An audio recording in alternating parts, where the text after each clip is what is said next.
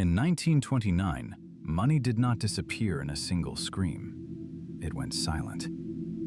America still glittered with radios, automobiles, and the warm glow of electric light. But beneath that brightness, something far more fragile was beginning to fail. The chain of trust that turns paper into wealth, wages into confidence, and confidence into civilization. When that chain snapped on Wall Street, it did not only destroy fortunes, it stopped factories, emptied banks, darkened homes, and taught the modern world a terrifying lesson. When money stops moving, society itself begins to lose its pulse. This is the story of the year that silence swallowed value. To understand how money could ever fall silent, we must return to the years when America believed prosperity had become a machine that would never stop. In December 1924, a new Ford Model T could be bought for about $290, a price so low that the automobile no longer belonged only to the wealthy. In Manhattan, that change felt visible everywhere. Taxicabs rolled under electric signs, hotel windows glowed late into the night, and jazz moved through a city that believed industry had finally learned how to manufacture abundance. By the end of the decade, nearly 9 in 10 urban and non-farm rural American homes had access to electricity, though only about 1 in 10 farms did. That contrast revealed the age perfectly. Modernity was spreading quickly, but unevenly. Still, to those living in New York in 1924, the future seemed less like a question than a delivery already underway. Machines were getting cheaper, cities brighter, and comfort more attainable. Wealth no longer felt distant or aristocratic. It felt industrial, measurable, and close at hand. And once prosperity begins to feel inevitable, people stop asking whether they can afford tomorrow. They begin asking how soon they can start spending it. By 1925, Americans were not only buying more, they were buying differently. About 75% of automobiles in the United States were being sold on the deferred payment plan, and by the late 1920s, roughly 75% of radios and 60% of furniture were also being bought on installment. The old moral order of save first, buy later was giving way to a new rhythm: enjoy now, pay over time. Consumer installment debt rose sharply across the decade, climbing from about $1.9 billion in 1919 to roughly $7 billion by 1929. This was not merely a retail innovation, it was a psychological revolution. For the first time, large numbers of ordinary households could bring tomorrow's comfort into the home before tomorrow's wages had been earned. A radio, a phonograph, a washing machine, even a car could now arrive ahead of the income that would justify it. That made the future feel dependable. But once a society learns to borrow confidently against next month's paycheck, it becomes far easier to borrow against something even more seductive: next month's rising stock price. Wall Street took that habit of borrowing and refined it into something far more explosive.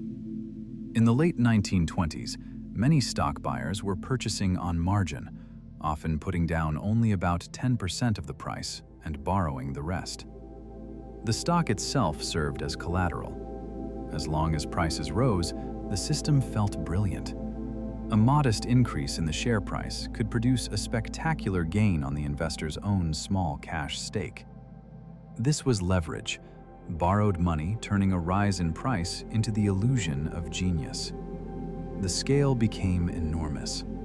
Brokers' loans rose from about $4.4 billion on January 1, 1928, to roughly $8.5 billion on October 1, 1929. That was more than the total amount of currency then circulating in the United States. By that point, speculation was no longer living on optimism alone.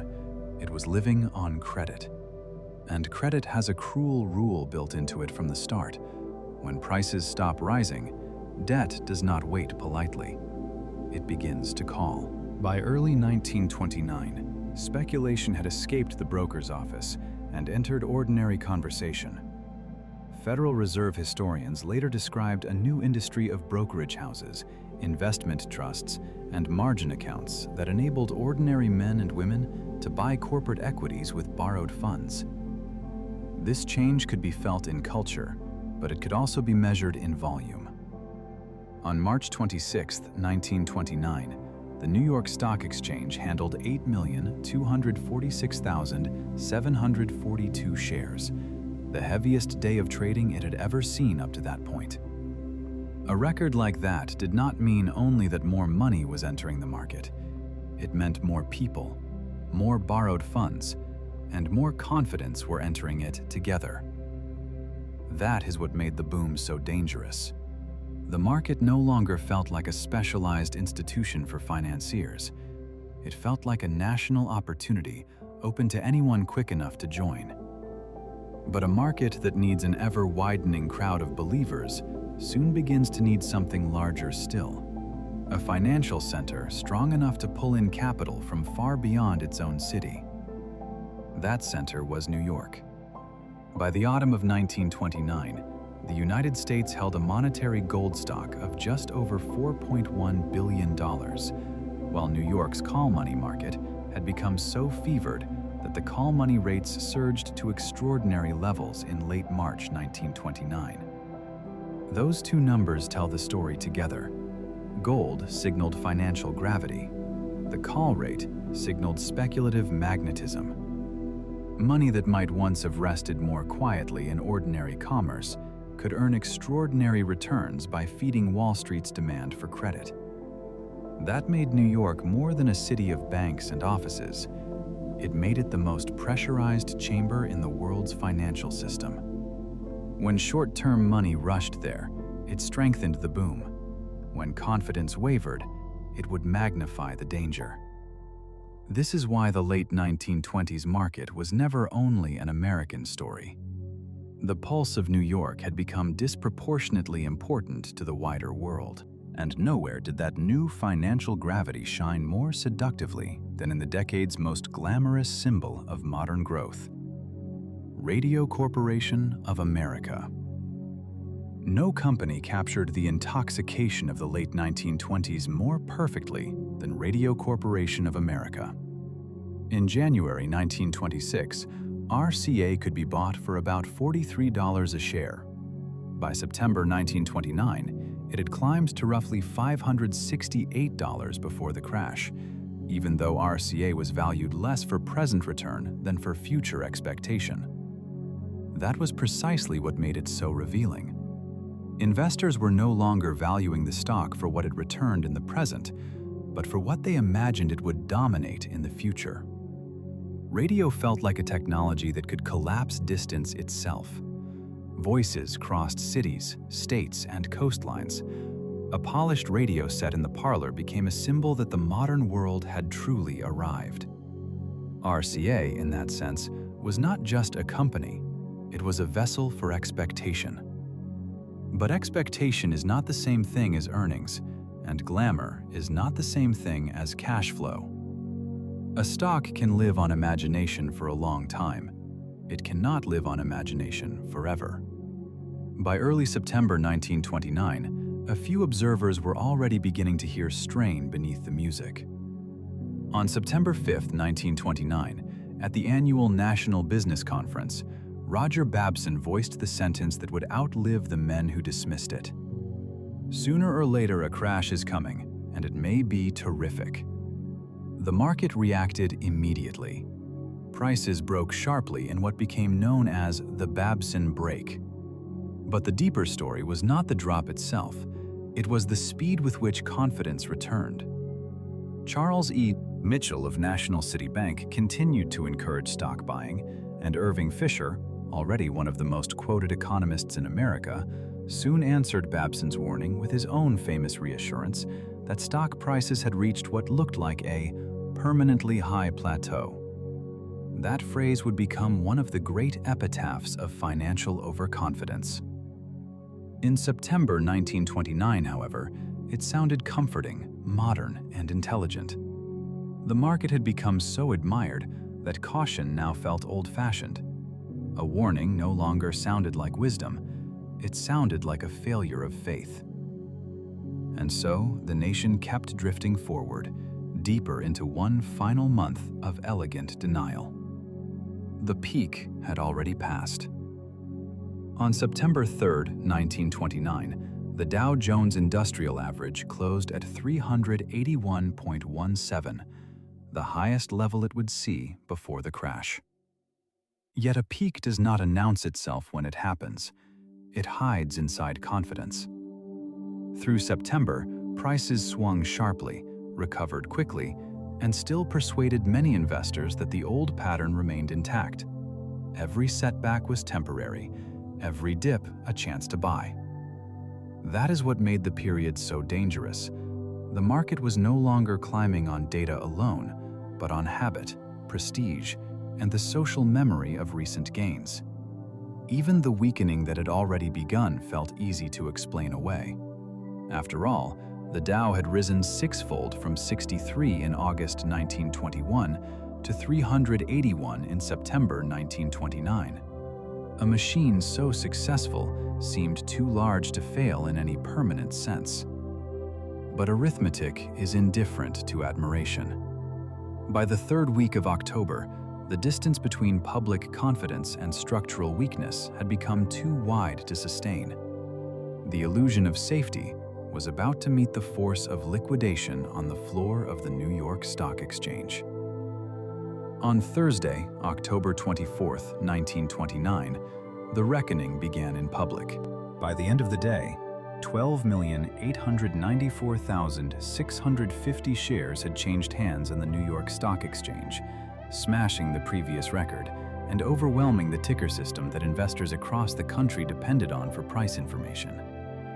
The tape fell hours behind. Men in brokerage offices from coast to coast stared at numbers that no longer described the present. That delay turned fear into distortion. On the floor itself, the problem was no longer just lower prices. It was disorder. Sellers were arriving faster than order could contain them, and the machinery of price discovery was beginning to fail under pressure. This is what made Black Thursday so frightening. A falling market can still look temporary.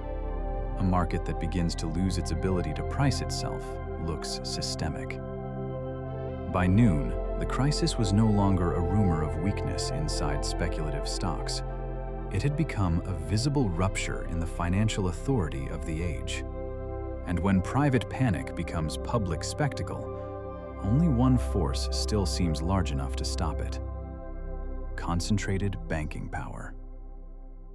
That afternoon, the great houses of Wall Street tried to perform confidence into existence. At 23 Wall Street, leading bankers met and selected Richard Whitney, vice president of the exchange, to carry their authority onto the floor. At about 1:30 p.m., Whitney strode to the U.S. Steel Post and placed a dramatic order for 25,000 shares at $205, well above the prevailing bid. He then moved through other blue-chip counters, shouting more buy orders in the same spirit. The gesture worked for a few hours. Selling slowed, applause broke out, and a shaken market briefly recovered enough to suggest that private power might still master the storm. But what had been restored was appearance, not solvency. The intervention could interrupt panic. It could not erase leverage, shrinking collateral, or the exhaustion beneath speculative credit. Black Thursday ended with temporary relief, not genuine repair. The rescue had purchased time, but only borrowed time. And when the market reopened after the weekend, the structure those bankers had tried to steady would prove weaker than the performance that had momentarily saved it.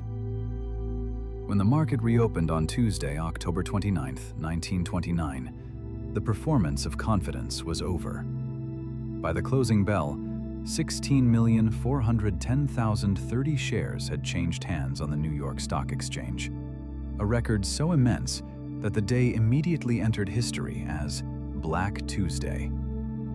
The Dow Jones Industrial Average closed at 230.07, down another 30.57 points from the day before, leaving it roughly 23% lower than it had been just 2 trading days earlier.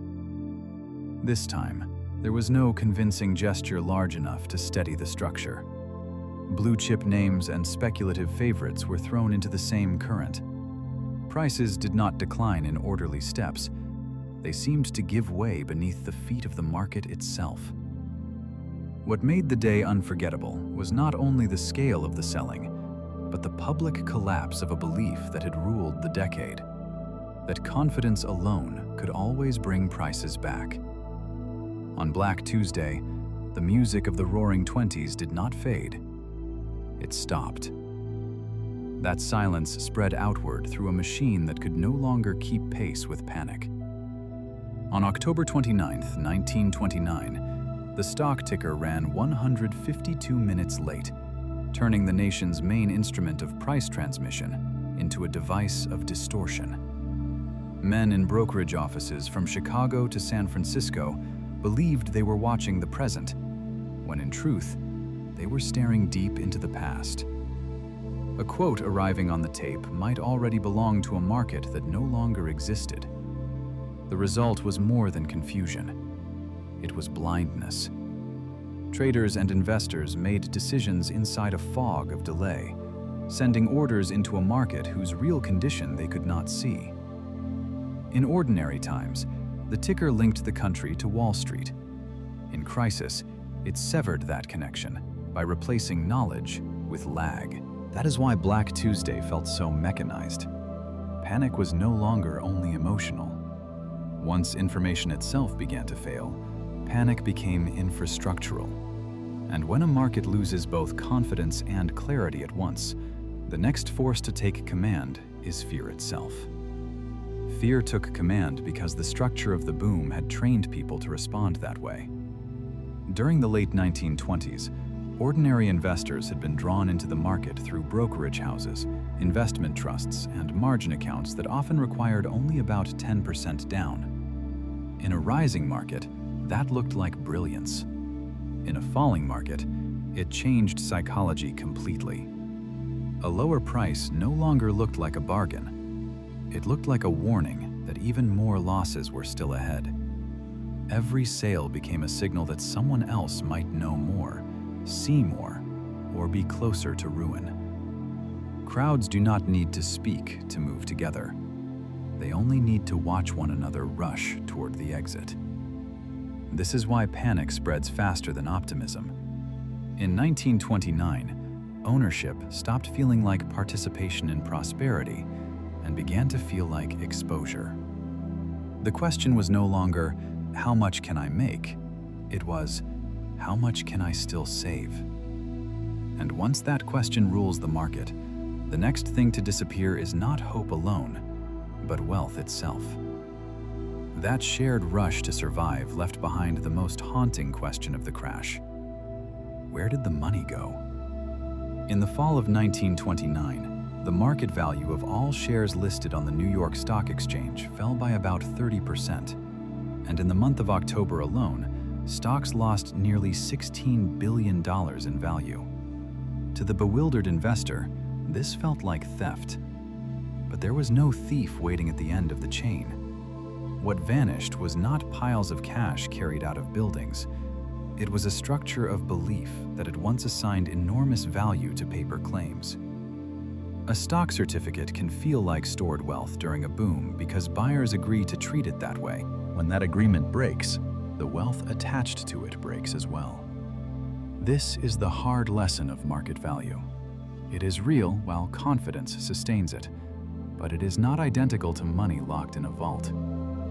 And for those who had bought those claims with borrowed funds, the next stage of the collapse was about to become painfully concrete. For investors who had bought on margin, the collapse of value was not allowed to remain abstract for long. If a purchaser had entered with only 10% down, as was common under the loose rules of the late 1920s, a sharp fall in price could wipe out his equity almost immediately. The broker would then issue a margin call, demanding more cash at exactly the moment when cash was hardest to find. If the money could not be produced, the shares were sold. That sale pushed prices lower, damaged other accounts, and triggered still more calls. By November 13, 1929, the Dow had fallen to 198.69, nearly 48% below its peak of 381.17 on September 3rd. Leverage, which had looked like a shortcut to brilliance on the way up, now revealed its other face. It did not remove risk, it concentrated it. The dream of easy wealth had not simply reversed, it had hardened into debt. And once debt replaced hope at the center of the market, the damage could no longer remain trapped inside Wall Street alone. Once debt replaced hope, the crash stopped feeling like a market event and began to feel like a private collapse of human dignity. In the weeks after October 1929, newspapers spread lurid stories of ruined speculators leaping from windows. And although many of those tales were exaggerated, the suffering beneath them was painfully real. Bank accounts were emptied, reputations were shattered. Men who had once moved through their communities with quiet authority now sat in darkened rooms, unable to explain to their families how quickly security had dissolved.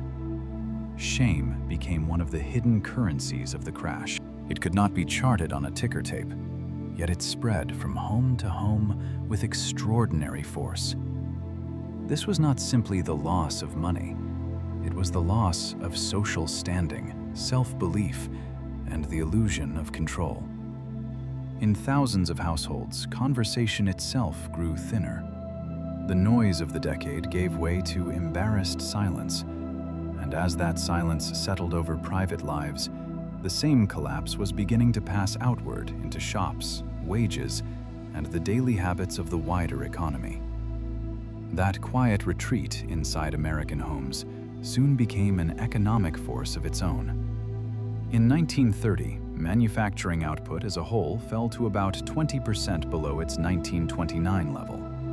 Factory employment, which had stood at roughly 8.6 million wage earners in June 1929, had already lost about 1.1 million workers by June 1930, and by mid-November, another 600,000 had been laid off. After seasonal adjustment, the decline in factory wage earners was about 21%, while total manufacturing payrolls had fallen by nearly 1/3 since June 1929. These numbers reveal the reverse multiplier in motion. A family postpones a purchase, a store loses income, a supplier loses an order, a factory cuts hours. What had once been praised as the power of mass consumption was now operating in reverse. Prosperity had multiplied through spending, and contraction now multiplied through restraint. Once circulation weakens long enough, the next institution people begin to fear is not the stock exchange, but the bank. By 1930, fear had found a new target. Americans were beginning to realize that a bank was not a warehouse in which every depositor's cash sat quietly in full. It was a structure built on confidence, lending, and timing. In all, 1,350 banks suspended operations during 1930, a huge leap from the pattern of the previous decade. The most dramatic symbol arrived on December 11, 1930, when the Bank of United States in New York closed its doors. It was one of the nation's largest banks, with hundreds of thousands of depositors. That failure mattered not only because of its size, but because it shattered the comforting idea that only weak rural institutions were in danger. People did not line up to withdraw money because they wanted profit. They lined up because they wanted certainty. A bank run is trust collapsing into arithmetic. And once arithmetic takes command, fear becomes the very event it fears. To frightened depositors, the closed doors of a bank seemed to ask the same unbearable question that had already haunted stock investors. Where had the money gone? The answer was less dramatic than theft and more disturbing than loss. Most modern bank money did not exist as currency waiting quietly in a vault. It existed as deposits transformed into loans, mortgages, and business credit inside a wider web of promises. That structure works as long as withdrawals remain staggered and confidence holds. But in 1930, with 1,350 bank suspensions and depositor losses rising sharply, Americans were discovering how much of modern wealth depended on people not demanding everything at once. The failure of the Bank of United States made that lesson visible on a terrifying scale. Money had not vanished into a secret pocket. It was disappearing as credit relationships failed and assets lost the values that had once supported them. Once people understood that, the crisis stopped feeling like a financial mystery and started feeling like a national contraction. By the spring of 1931, the crisis could no longer be mistaken for a drama limited to financiers and depositors. It had entered ordinary commerce. The bank suspensions of 1930 had already shown that failure was no longer confined primarily to agricultural districts, and the easing seen in early 1931 proved only temporary. As the public resumed converting deposits into currency and banks struggled to meet withdrawal demands, lending tightened again. For local businesses, that meant fewer credit lines, stricter terms, and less room to survive weak demand. What had begun on Wall Street as a collapse in asset prices was becoming, on Main Street, a collapse in everyday confidence. The distinction mattered. A falling stock market can still seem distant to those who own no shares. A shuttered store, an unpaid invoice, or a cut wage enters the body of daily life. That is how contagion works. It travels from speculation to employment, from paper values to dinner tables, until an entire economy begins to breathe more shallowly. That contraction entered the factories with brutal clarity. A falling stock market could still be mistaken for a financial drama happening somewhere else, but a silent machine could not. As orders weakened and inventories rose, industrial America began to lose the rhythm that had defined the decade.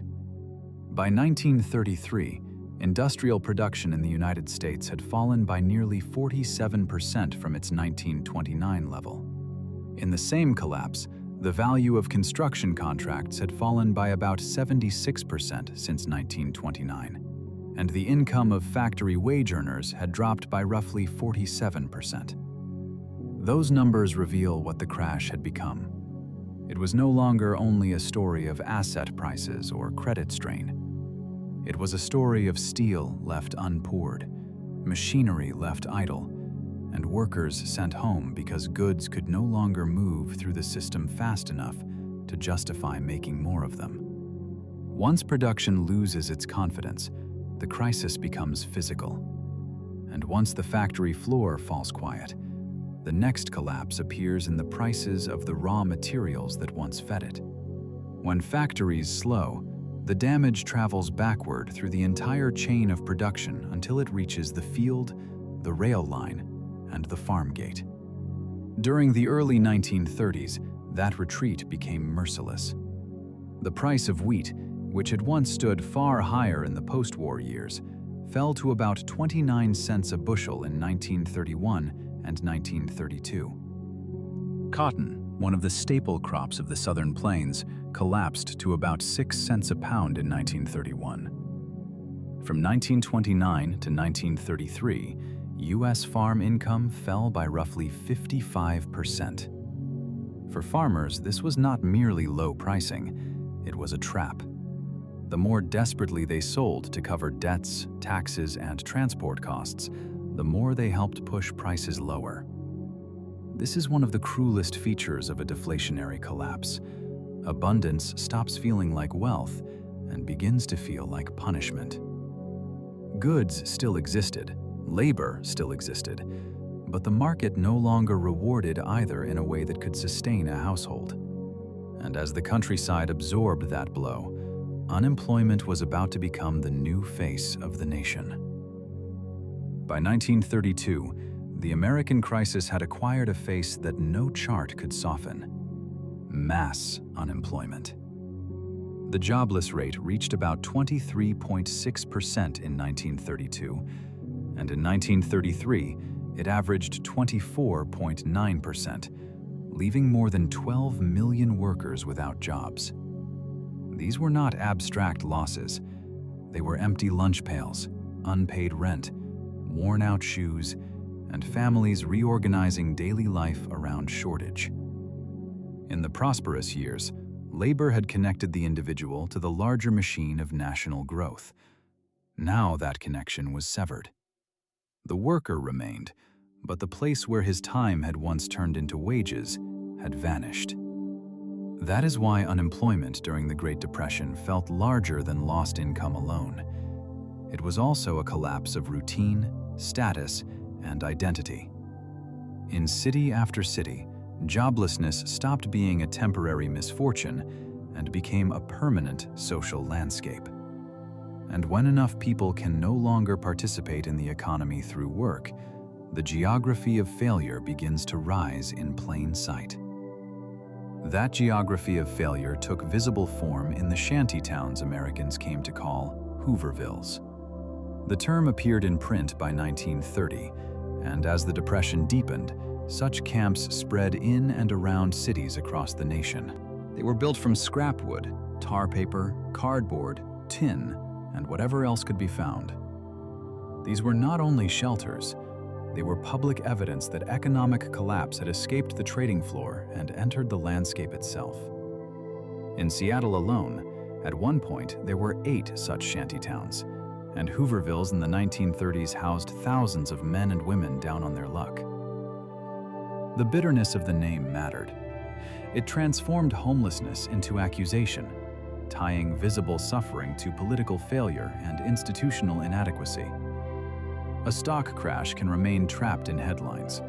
A settlement of improvised shelters rising in the shadow of a modern city cannot. And once failure becomes visible in wood, smoke, mud, and hunger, the final paradox of the contraction becomes unavoidable. The more households try to save themselves, the weaker the system becomes for everyone.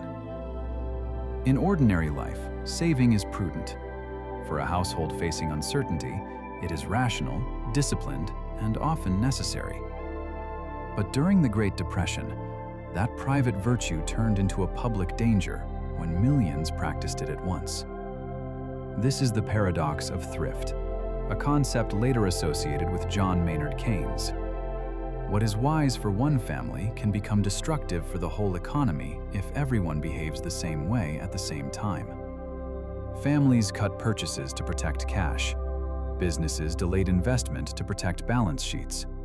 Banks tightened credit to protect reserves. Each decision made sense in isolation. Together, they drained demand from the system and deepened the contraction for everyone. That is why the catastrophe of the early 1930s was never just about bad assets or broken banks. It was about circulation itself. By 1933, with unemployment at 24.9%, America had learned a brutal lesson. Money had not merely lost value, it had stopped moving. And once money goes silent long enough, a society begins to search not just for recovery, but for a new way of defining security, responsibility, and value itself. The search for a new definition of value did not remain inside the borders of the United States. During the 1920s, American credit had acted like a bridge across the Atlantic, linking Wall Street to the fragile reconstruction of Europe. Under the Dawes Plan of 1924, Germany received an initial foreign loan of 800 million marks, and for a time that inflow helped make European stabilization look more secure than it truly was. But bridges built from credit are only as strong as the lender's confidence.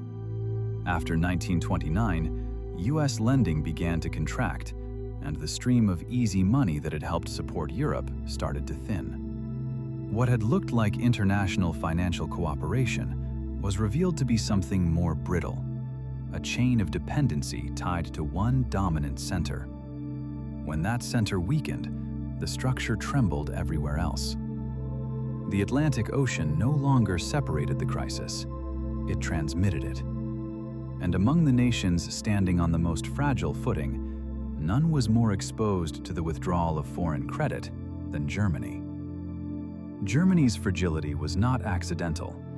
It had been shaped by the unfinished financial legacy of the First World War. The Young Plan, accepted in 1929 and put into effect on September 1, 1930, fixed German reparations at 121 billion Reichsmarks, to be paid in 59 annuities. That arrangement looked orderly on paper, but it rested on the assumption that credit would keep flowing and politics would remain calm. In reality, Europe was still carrying reparations, inter-allied debts, unstable currencies, and deep distrust inside a system that had never truly healed. Money moved in circles. Foreign loans entered Germany, reparations moved outward, and debt service continued through the wider European network. As long as new money arrived, the structure could survive. Once that flow slowed, the older tensions returned with brutal clarity. The past had not disappeared. It had merely been rolled forward. And in Germany, that buried past was about to rise through banks, unemployment, and political fracture. In the late 1920s, Germany had appeared to stabilize with remarkable speed.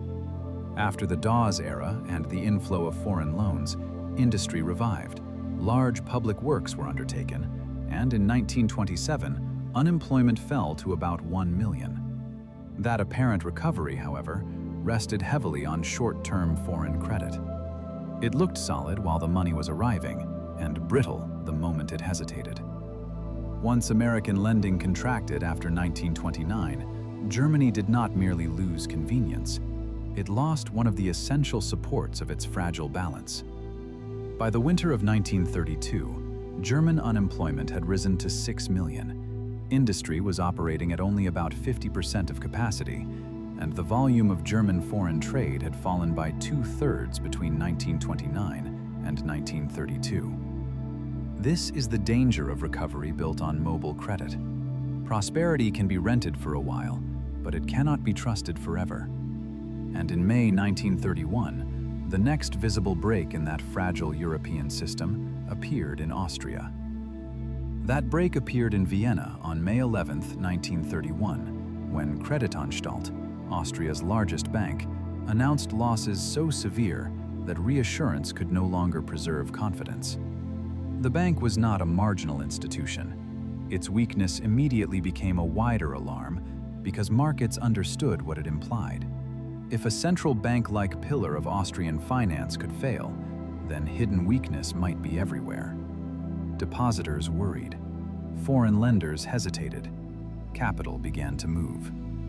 What mattered was not only that one bank was in trouble, but that its distress exposed how fragile the European banking structure had become under recession, debt, and shrinking credit. Kreditanstalt became one of the clearest dominoes of the early 1930s because it translated hidden weakness into a visible event. Once seen, it could no longer be unseen. The crisis spread pressure into Germany, unsettled international lenders, and deepened doubts about whether the old order of gold, debt, and discipline could still hold. The next great crack would appear not in one bank, but in one of the world's leading currencies. For decades, the gold standard had been treated as a symbol of discipline, credibility, and monetary order. But in the crisis of the early 1930s, that promise became a trap. To defend gold convertibility, governments had to protect reserves, maintain confidence, and often accept deflationary pain rather than ease domestic suffering. Britain could not sustain that balance indefinitely. In September 1931, confidence in sterling collapsed. The Bank of England lost reserves rapidly, and on September 19, 1931, Britain suspended the gold standard. That date mattered far beyond London. Sterling had long been one of the great pillars of the international system, and its retreat revealed a deeper truth. A monetary order can preserve appearances right up until it begins to damage the society beneath it. Gold had offered discipline, but not mercy. Once one of the central pillars stepped back, the Depression was no longer just a banking crisis or a trade crisis. It had become a crisis of the monetary order itself. As the monetary order weakened, governments searched for ways to protect what remained of domestic production. In the United States, that instinct became law on June 17, 1930, when President Herbert Hoover signed the Smoot-Hawley Tariff Act. The measure raised duties on more than 20,000 imported goods, and Britannica notes that it increased the average tariff by about 20%. More than 1,000 economists had urged Hoover to veto it, warning that protection would not restore prosperity, but harden contraction into policy. On the surface, the law carried an emotional logic. If prices were falling and jobs were vanishing, perhaps national borders could become economic walls. But tariffs do not merely defend, they provoke. A country that raises barriers invites others to do the same. Smoot-Hawley mattered not because it single-handedly created the Depression, but because it translated fear into structure. A financial crash had already shaken confidence. Protectionism now began to organize that fear into law.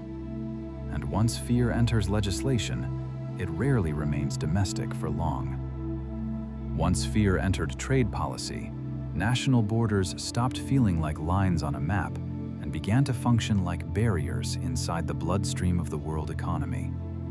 Retaliation spread. Recent economic research shows that after Smoot-Hawley, U.S. exports to retaliating countries fell by roughly 28 to 32%. More broadly, world imports and exports fell by about 66% between 1929 and 1934. These were not just statistics about ships and customs houses. They described a world in which markets were shrinking at the very moment producers needed them most. Trade is not merely the exchange of goods. It is also the exchange of demand.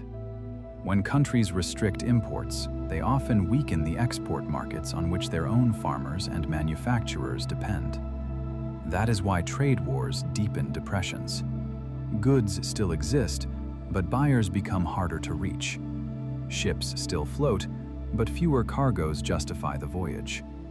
Borders become economic brakes. And once circulation weakens across continents, the crisis stops looking merely commercial. It begins to reshape land, weather, and survival itself. In the early 1930s, the violence of economic collapse found a grim companion in the American landscape: the Dust Bowl. The name given to the Great Plains drought and dust storm catastrophe lasted roughly from 1930 to 1936 across southeastern Colorado, southwestern Kansas, the Texas and Oklahoma panhandles, and northeastern New Mexico.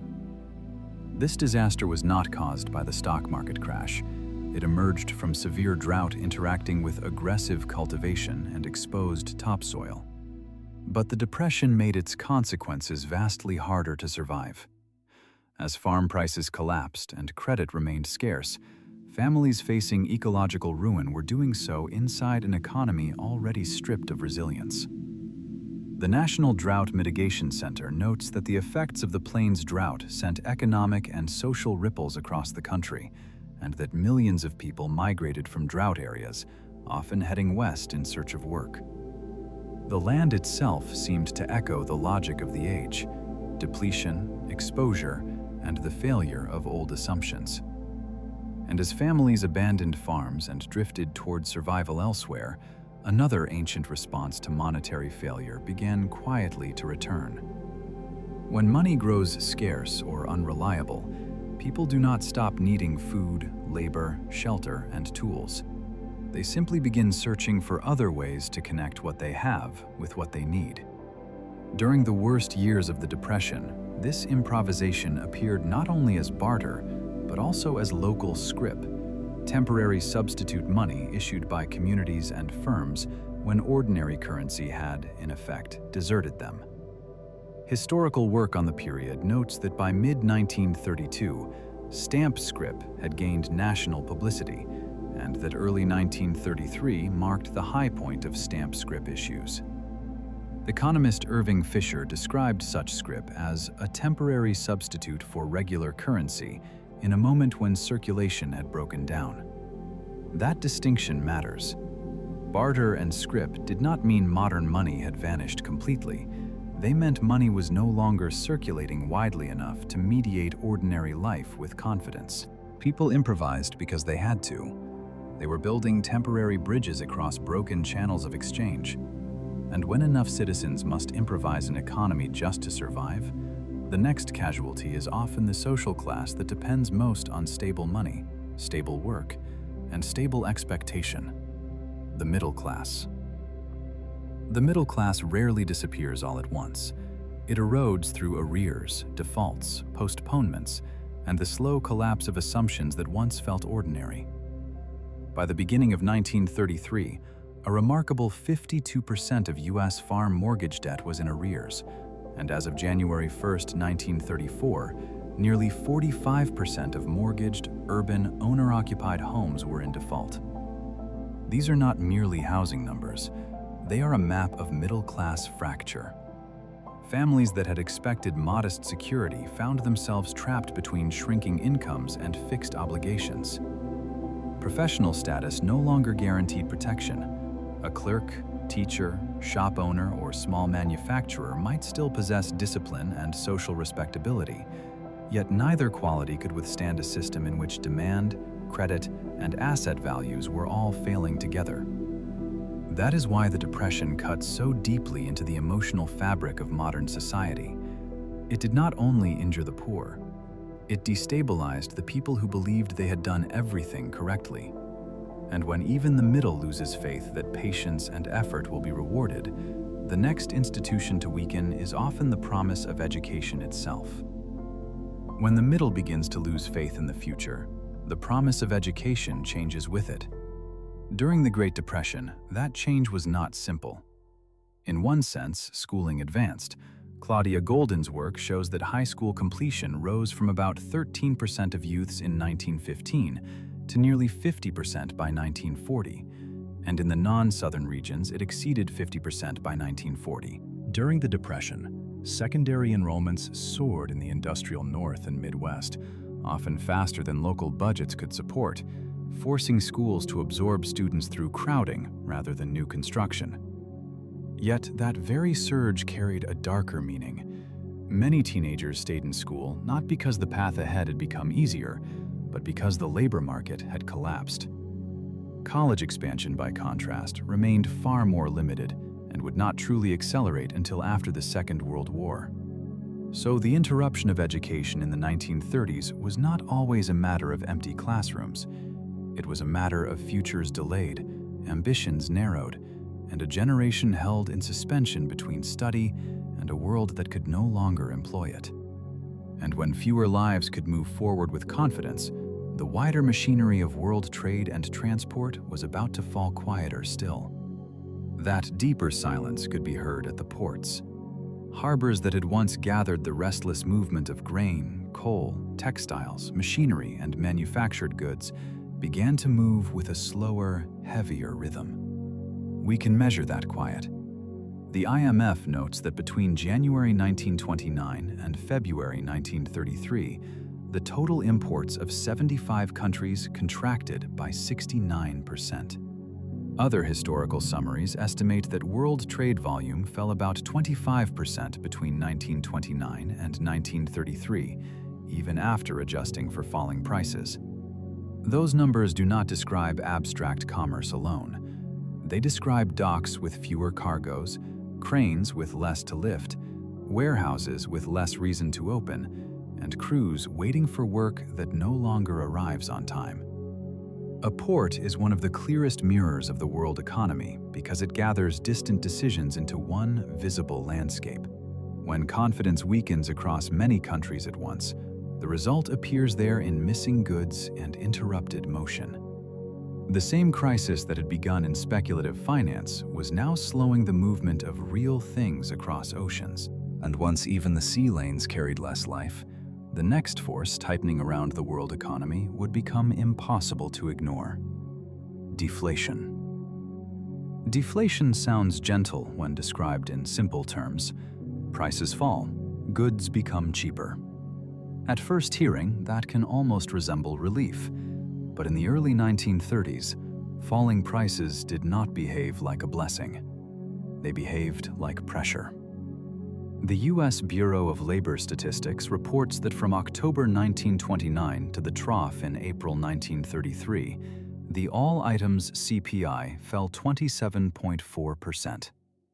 Over the core depression interval from December 1929 to June 1933, the index fell at an annualized rate of 8.3%, while food prices fell at 13.0% annualized. This mattered because debts did not shrink as quickly as prices did. A cheaper loaf of bread did not help much if wages were falling, employment had vanished, and yesterday's loan still had to be repaid in today's more valuable dollars. Deflation rewards waiting, punishes borrowers, and slows circulation precisely when circulation is most needed. Money becomes something to hide, not something to move. And when enough people begin to treat cash that way, the weakness of monetary policy is no longer theoretical. It becomes impossible to miss. By the early 1930s, it was becoming clear that the institutions responsible for money had not found a response equal to the scale of the crisis. Federal Reserve history describes the central bank's gravest failure as its failure to stem the decline in the money supply, which fell by nearly 30% from the fall of 1930 through the winter of 1933. That collapse in money deepened deflation, increased debt burdens, reduced consumption, and forced banks and firms into bankruptcy. The failure was not only passive.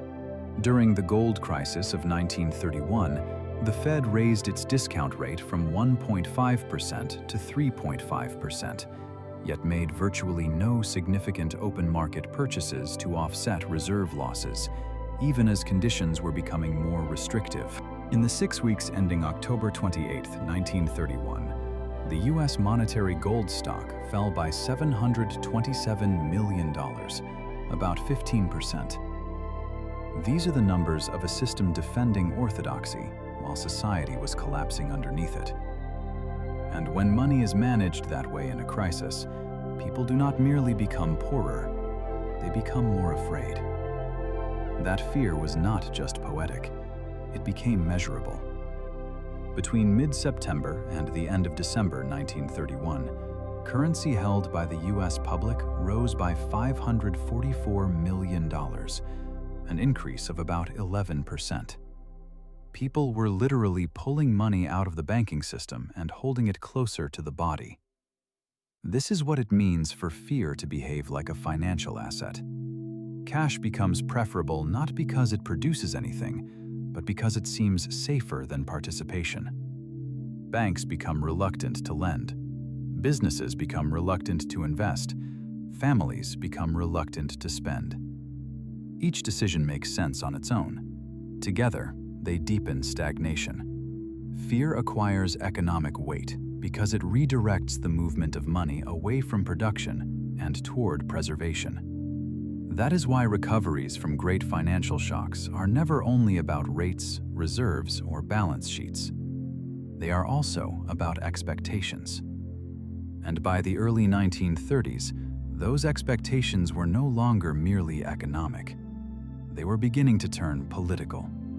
Because a population that no longer trusts ordinary institutions soon begins to search for harsher answers. When fear persists long enough, it stops behaving like a temporary emotion and begins to reorganize public life. In Germany, the Great Depression did not create extremism out of nothing, but it gave it a mass audience. In the Reichstag election of September 1930, the Nazis won about 18% of the vote. By July 1932, that share had risen to 37.3%, making them the largest party in parliament. In November 1932, their vote slipped to 33%, but they still remained the largest bloc. Those numbers matter because they show what economic collapse does to political judgment. Millions of voters were no longer measuring parties by moderation or institutional respectability. They were measuring them by whether they seemed capable of ending unemployment, humiliation, and drift. A society can endure hardship longer than it can endure meaninglessness. And when ordinary institutions appear unable to repair wounded trust, anger begins to look more persuasive than caution. Once that happens, despair no longer stays inside households. It starts rearranging the state itself. By the early 1930s, the Depression had become more than an economic breakdown. It was altering the strategic behavior of states. In September 1931, Japan invaded Manchuria, and in March 1933, it withdrew from the League of Nations. In October 1933, Hitler's Germany withdrew both from the World Disarmament Conference and from the League of Nations. These were not isolated diplomatic gestures. They were signals that economic breakdown, political humiliation, and international distrust were feeding one another. When societies lose confidence internally, governments often become less willing to accept restraint externally. Cooperation weakens, nationalist rhetoric sharpens, strategic revision begins to look more attractive than patient compromise. This is one of the darkest legacies of economic despair. It does not remain neatly inside markets. It migrates into foreign policy, military planning, and the language of power. The silence that began in money had now traveled through banks, factories, ports, and parliaments until it reached relations between nations themselves. And by 1932 and 1933, the question was no longer whether the old order had failed. The question was, who, if anyone, could persuade a shattered society to trust again? In 1932, the American crisis reached a depth that felt moral as much as economic. Unemployment had already climbed to 23.6%, and by the trough year of 1933, it would stand at about 25%. Before Roosevelt could even take office, the banking system lurched toward open collapse. The Roosevelt Library notes that during January and February 1933, about 4,000 banks were forced out of business. Those figures describe more than recession. They describe a society watching its ordinary mechanisms of trust fail in public. Banks still stood physically, but they no longer commanded confidence. Work still existed as a moral ideal, but not as a reliable fact of daily life. This is what made 1932 and the months immediately around it feel like the lowest point of the human spirit. Material suffering mattered enormously, but the collapse of expectation mattered too. Millions of Americans were no longer simply asking when prosperity would return. They were asking whether the rules they had lived by still deserved loyalty at all. And into that spiritual vacuum stepped a political figure who understood that before policy could work, belief itself had to be rebuilt.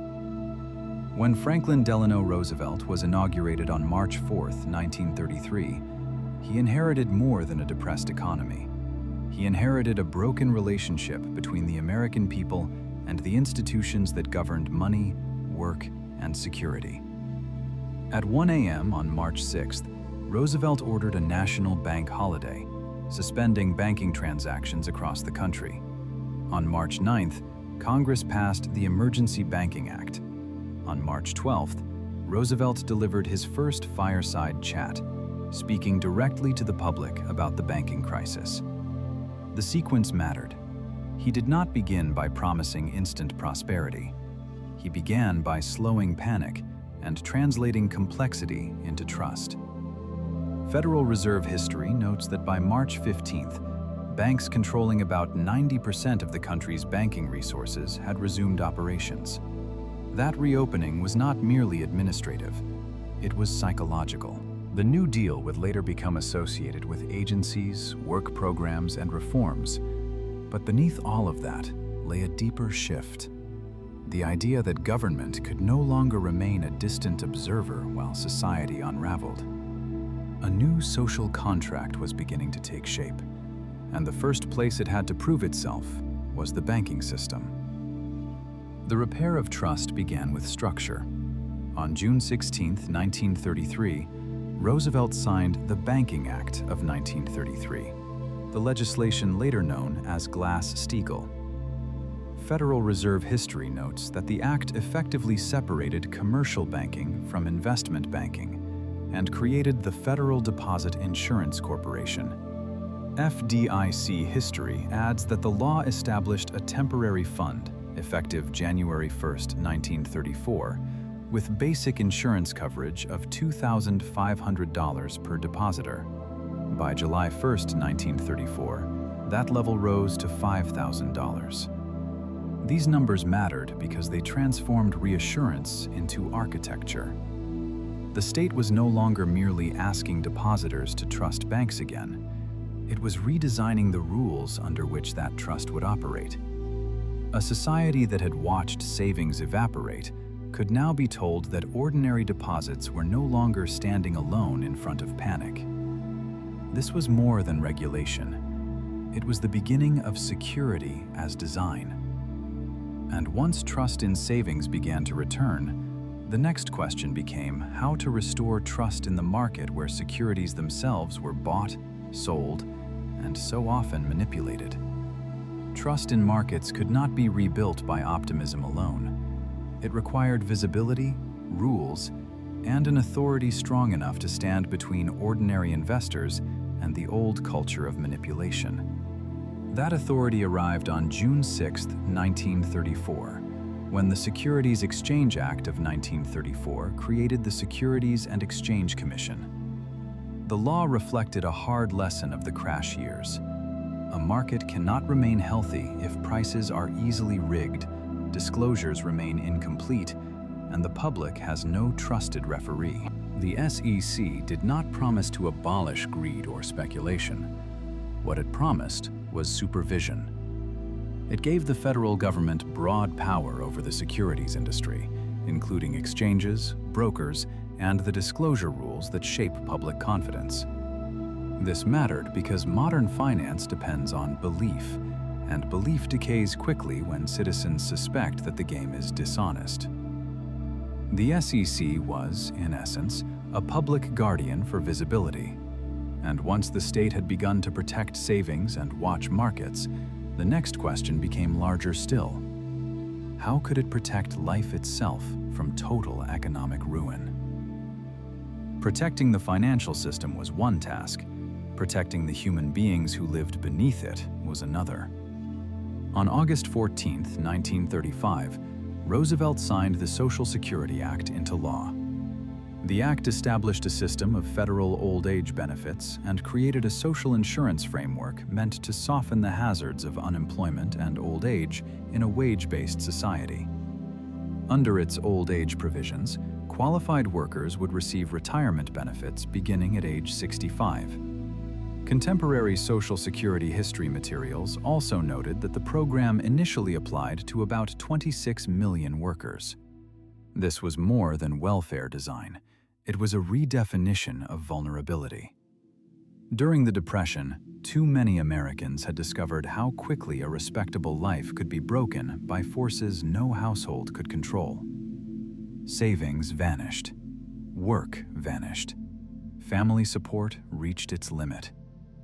Social Security emerged from that reality as a promise that risk itself could be shared more broadly across the nation. And once risk could be pooled across society, the next controversial question followed naturally. Could government spending itself help restart the pulse of a frozen economy? The Depression forced modern governments to confront an unsettling possibility. What if private fear had become so powerful that only public spending could break the paralysis? This was the intellectual territory that came to be associated with John Maynard Keynes. As the IMF explains, the central plank of Keynesian economics is that aggregate demand, the sum of spending by households, businesses, and government, is the main driving force in an economy, and that free markets have no automatic self-balancing mechanism that guarantees full employment. In that view, when households and firms retreat together, the state may need to step in and support demand from outside the private cycle. IMF guidance on fiscal policy makes the practical side equally clear. Higher government spending can increase aggregate demand directly. The question was never merely technical. It was moral and political. Could government borrow and spend without dissolving discipline? Could public money substitute for private confidence long enough to restore motion? The state could not literally print hope, but it could try to finance movement where private movement had failed. And once governments begin doing that, a new shadow appears behind the rescue: moral hazard. Every rescue carries a tension inside it. If the state intervenes too little, collapse may spread. If it intervenes too generously, institutions may learn that risk can be privatized on the way up and socialized on the way down. That problem later came to be described as moral hazard. IMF material defines moral hazard in the language of insurance. The very existence of protection can increase the likelihood of risky behavior. In banking and finance, that means borrowers and lenders may take greater risks when they expect support to arrive if conditions turn bad. The Depression had already pushed the United States toward public rescue machinery. On January 22, 1932, Hoover established the Reconstruction Finance Corporation, which soon began extending emergency loans to banks, railroads, and other institutions in danger of default. The RFC was necessary because the crisis was too large to leave entirely to private capital. But necessity does not erase dilemma. How do you save a system without teaching its most powerful actors that they will always be saved? That question would linger behind every future crisis response. And in the 1930s, solving one problem of confidence was about to require another profound alteration in the meaning of money itself. Gold have long been treated as a fixed measure of seriousness, the metal anchor that restrained politics and stabilized money. But during the Depression, that fixed point became increasingly difficult to preserve without deepening domestic pain. Roosevelt signed the Gold Reserve Act on January 30, 1934. The act transferred ownership of all monetary gold in the United States to the Treasury and set the new gold price at $35 per ounce, up from the old parity of $20.67. Federal Reserve history notes that this reduced the gold value of the dollar to 59% of its previous legal level. That is why the move amounted to a hidden devaluation. The unit of value itself had been deliberately altered to create monetary room for recovery. To defenders of orthodoxy, such a step looked like betrayal. To a society living through deflation and collapse, it looked like breathing space. This is one of the recurring truths of monetary history. Stable money is never only about principle, it is also about survivability. And once money itself had been redefined, the next task was to rebuild not only finance, but the material foundations of recovery. Recovery could not live forever in speeches, laws, or monetary adjustments alone. It needed roads, bridges, schools, dams, parks, and wages placed back into human hands. That is why the New Deal turned so visibly toward public works. Over its 7-year life, the WPA employed about 8.5 million Americans. The CCC, created on March 31, 1933, eventually put roughly 3 million young men to work in camps devoted to conservation, flood control, and park development. The PWA received a $3.3 billion appropriation for public works, including schools, courthouses, hospitals, roads, and bridges. These were not just projects of concrete and timber, they were projects of circulation. A bridge could carry traffic, but it could also carry wages back into a town. A dam could generate power, but it could also generate paychecks, purchases, and renewed confidence. The nation would not wait passively for recovery to arrive. It would try to build the channels through which recovery could travel. And even in hard times, value was not being rebuilt by labor alone. It was also being preserved through art. Economic collapse narrows life, but it does not eliminate the human need to see, remember, and give form to suffering. Under the New Deal, art became more than decoration. It became a public record of endurance. At its peak in 1936, the WPA Federal Art Project employed more than 5,000 artists. The Federal Writers Project, established in 1935, at one point employed about 6,600 men and women.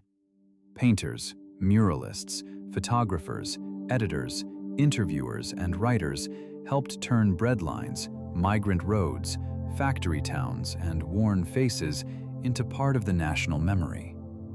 This mattered because value is never only monetary.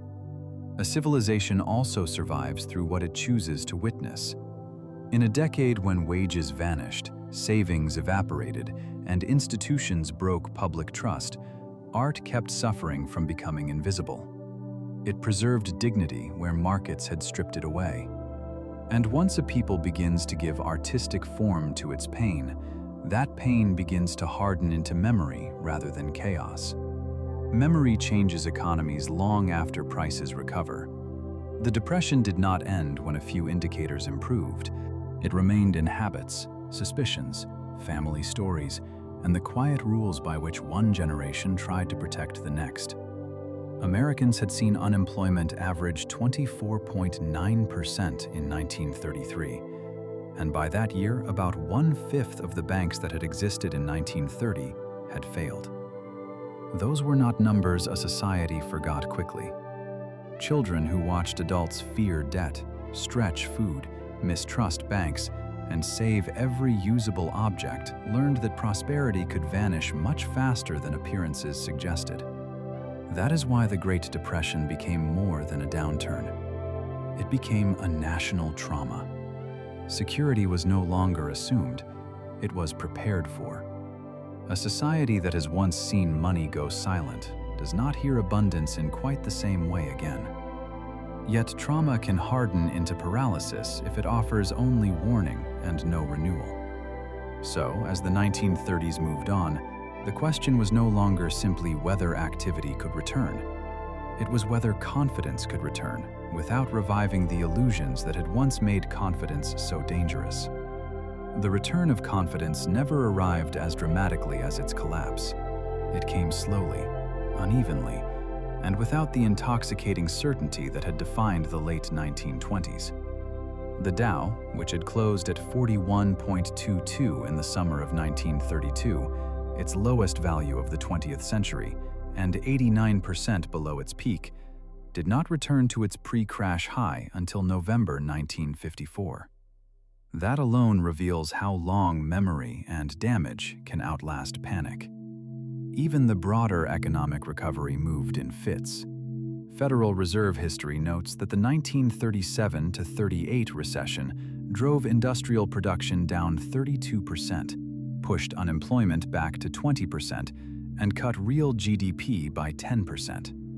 So the market's heartbeat did return, but it returned cautiously, under new rules, and with interruptions severe enough to remind the country how fragile progress still was.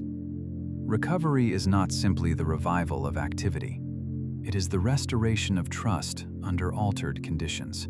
And once that pulse began to beat again, the final task was to ask what the silence had permanently taught the modern world. The first lesson of 1929 was never simply that markets can fall. Markets had always been capable of falling. The deeper lesson was that modern wealth depends on trust moving through systems of banking, credit, information, law, and social protection. The United States tried to answer that lesson with architecture. The FDIC, created by the Banking Act of 1933, the SEC, created by the Securities Exchange Act of 1934, and the Social Security Act of August 14, 1935, which extended the idea that a modern state had obligations not only to markets, but to citizens exposed to systemic risk. In that sense, the system did become safer. Deposit insurance reduced the danger of retail bank runs. Market oversight made manipulation harder. Social insurance recognized that economic collapse could not be treated as a purely private misfortune. But safety in finance is never final. Every generation inherits protections built by previous disasters, and every generation is tempted to forget why those protections were needed. That is why the ghost of 1929 did not remain in the past. It waited for modern wealth to trust itself too much again.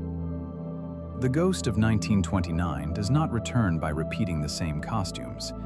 It returns by repeating the same mechanisms. The Great Recession lasted from December 2007 to June 2009, and its most unforgettable rupture came on September 15, 2008, when Lehman Brothers filed for bankruptcy. By October 2009, U.S. unemployment had reached 10.2%, and the annual average for 2009 was 9.3%. In 2020, the shock came from a pandemic rather than a housing bubble. Yet the fear at the center of the system was instantly familiar. Would liquidity freeze? Would markets seize? Would circulation stop? In April 2020, U.S. unemployment surged to 14.7%, the highest rate in the history of that series. While in March 2020, even the U.S. Treasury market suffered severe stress and a sharp deterioration in liquidity conditions. These crises were not identical, but they rhymed. Each exposed how quickly modern prosperity can weaken when trust, leverage, and liquidity begin to fail together. In the 21st century, wealth often appears not as gold or paper certificates, but as digits on screens, moving silently through networks. That makes it feel frictionless, immediate, and strangely permanent. But permanence is not the same thing as resilience. In September 2008, after the Reserve Primary Fund suffered losses on Lehman Brothers commercial paper, investors withdrew more than $400 billion from prime money market mutual funds. In March 2020, the U.S. Treasury market, normally described as the deepest and most liquid in the world, experienced a severe deterioration in liquidity, marked by wider bid-ask spreads, lower market depth, and sharper price impact. Those two episodes reveal the same truth in different forms. Modern wealth may look digital, instant, and effortlessly transferable, but it still rests on plumbing, confidence, and a willingness to keep lending through uncertainty. Screens can hide fragility very well. They cannot abolish it. And when hidden fragility finally shows itself, the thing policymakers start chasing is not price first, but liquidity. If one truth survived the long arc from 1929 to the present, it is this: liquidity is life. In every era, the visible drama changes, but the hidden question remains the same. Will money continue to move? In March 2020, the Federal Reserve reopened the commercial paper funding facility on March 17th to support the flow of credit to households and businesses. At the same time, as Treasury markets came under acute stress, the Federal Reserve intervened on an unprecedented scale. Between March 12th and April 15th, 2020, it increased its holdings of Treasury securities by about $1.2 trillion and agency mortgage-backed securities by about $200 billion. These were not symbolic gestures. They were attempts to restore circulation before silence in money became silence in the wider economy. That is the deepest lesson of 1929. Wealth can survive lower prices, weaker returns, and political dispute longer than it can survive a generalized stoppage in movement. When liquidity fails, confidence becomes fear, and fear becomes paralysis. Money must never be allowed to go silent again. Not because markets deserve permanent rescue, and not because risk should disappear from human life, but because the silence of money is never merely financial. In April 2020, the unemployment rate reached 14.7%, with 23.1 million unemployed Americans. By early June 2020, the Federal Reserve's balance sheet had expanded from $4.3 trillion in mid-March to nearly $7.2 trillion, reflecting how aggressively the state had moved to prevent financial paralysis from becoming social collapse. Those figures tell the modern version of the old story. When circulation breaks, damage does not stay inside markets. It enters work, wages, households, legitimacy, and memory. That is the final warning of 1929. A civilization cannot rely on wealth alone. It must also protect the channels through which wealth becomes income, savings, confidence, and continuity. The lesson is not that finance should rule life. The lesson is that when money stops moving, life is forced to contract around fear. Now the noise of the market has faded. The ticker tape has fallen still. The shouting brokers, the crowded banks, the darkened factories, the dust-blown fields, and the long bread lines have drifted back into the quiet chambers of history. What remains is not only warning, but rhythm. We have followed money through its brightest illusions and through the silence that revealed its fragility. We have seen that wealth is never only a number, and that value depends not simply on what is owned, but on what continues to move, connect, and endure. Tonight, 1929 rests behind us, not as a burst of panic alone, but as a long shadow across the modern world. The ledgers are closed now. The streets have grown quiet. The pulse has returned, faint and distant, beyond the edge of sleep. So let the century recede into darkness, and let history keep watch while you rest.